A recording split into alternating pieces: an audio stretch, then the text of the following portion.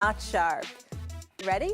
We got Coach JB Bickerstaff sounding off on the refs after the Pistons lost Saturday in a game where Detroit was whistled for 5 technical fouls in the third quarter. Listen up.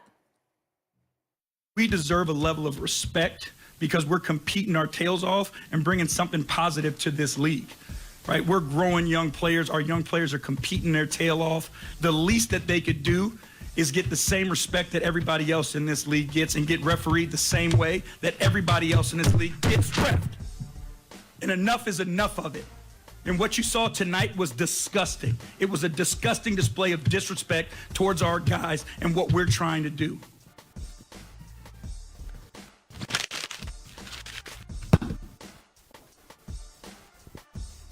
I want to be in the trenches with JB.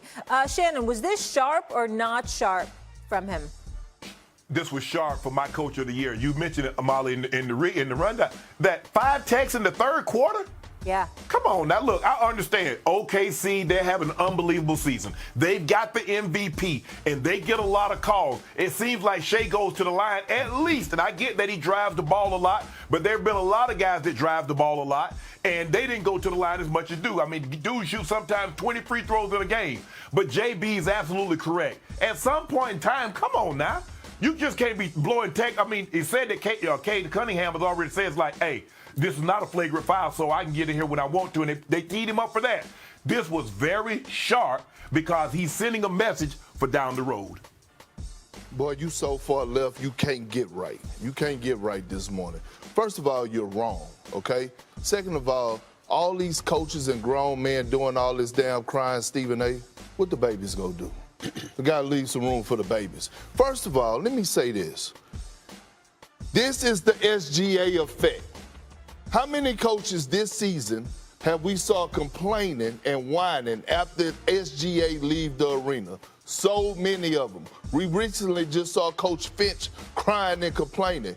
This is years of work that SGA has put in. This just hasn't started. We forget 2 seasons ago, SGA wasn't getting these calls. 2 seasons ago is when it all started, when he first started averaging 30. And then all of a sudden last season, he doubled down on it. You earned the respect of the officials when you're all-time great. I played with so many Hall of Famers. Some may call me a groupie. That's how many Hall of Famers I played with. All of them had to earn the respect from the officials. Here's another thing, Shannon. The Oklahoma City Thunder, they has an identity. And Stephen A., he ran down all the rankings, number 1 rankings where they rank defensively. 8 different categories. They so physical. They play physical without fouling. They started playing this way since the start of the season. This is how they play.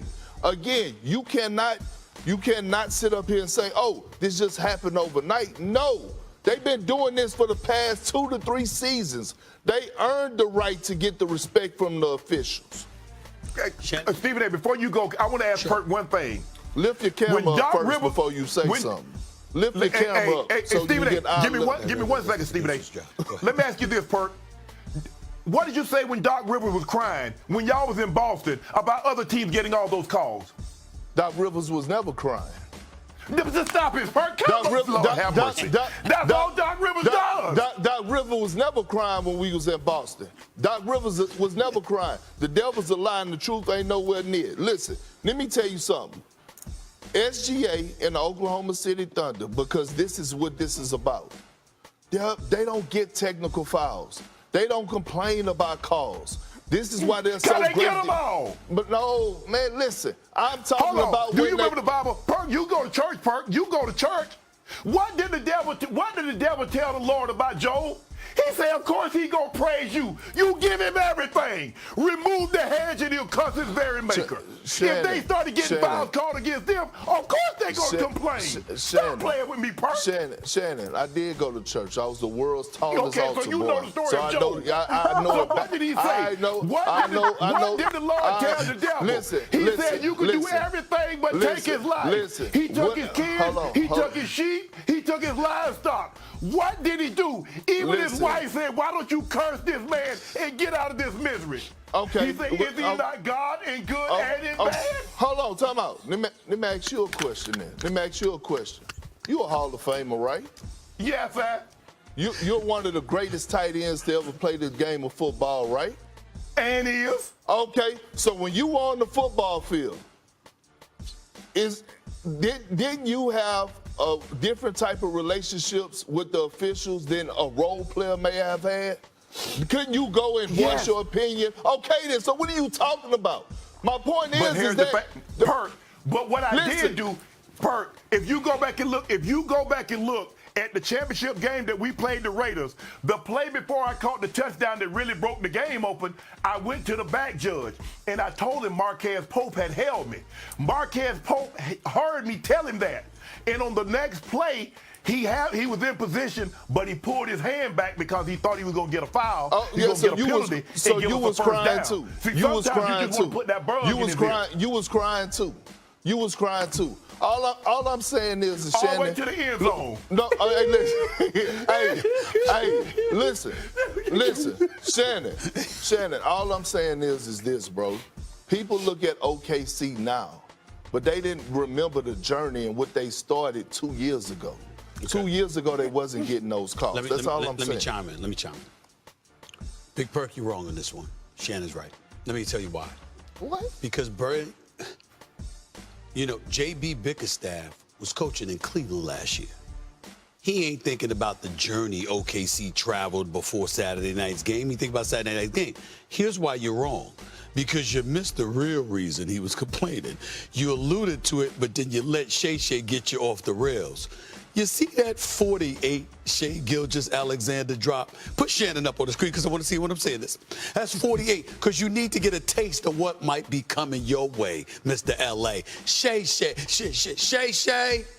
Shea Butter might be coming your way. 48 he dropped. Let me tell you why that's relevant to me. So I took the liberty, because they won the game 113-107, and I took the liberty of looking at the Detroit Pistons box score. Let me tell you, I ain't going to even mention the names. Let me just give you the points that were scored.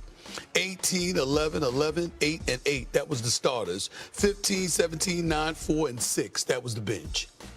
I said Shai Gilgeous-Alexander had 48. Don't it sound like he scored more than the whole damn team? I know it's not literal, but it sounds like he had 48. And we all know that Cade Cunningham is a bad brother. That brother's special. Absolutely. That brother's special, okay? First team here's the deal, Cade Cunningham, because you are special, okay?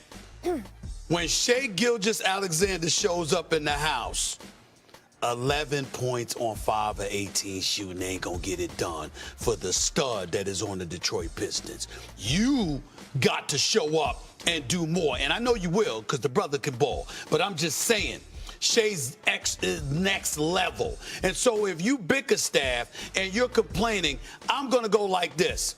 You can point to the referees, and I don't have a problem with that, particularly with Detroit elevating its level of play, earning their respect. I got JB as my coach of the year right now. He's up there. What he's done this year has been phenomenal, absolutely phenomenal. But they have lost 4 of their last 6 or so, okay? And I'm looking at him right now, and I'm saying,